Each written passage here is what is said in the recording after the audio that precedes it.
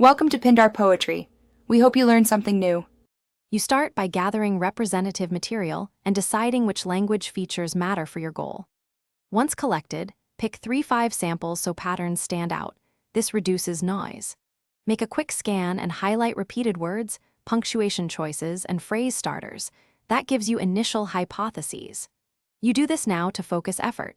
Identifying candidate features before deep analysis saves time and prevents chasing random quirks. Make sure to note context lines for each highlight so you can verify usage later. You now annotate the samples, tag parts of speech, mark affixes, and record frequency counts.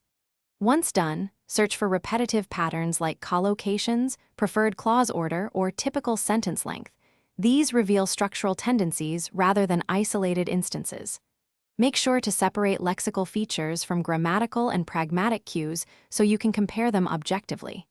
As you group evidence, note exceptions and context. Explaining why a form appears matters as much as counting it, because language features are functional, not random. You finish by validating your feature list against new texts. Apply your rules and measure how often they match. Aim for clear majority coverage. Once validated, synthesize concise descriptions with representative examples and decision rules so others can apply them consistently. Make sure to adjust rules for edge cases and document why exceptions occur. Troubleshooting tip: if matches fall below expectation, retrace annotation choices. Ambiguous tagging or insufficient sample diversity usually causes false negatives.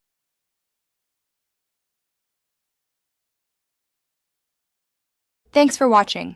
Consider subscribing if we helped you.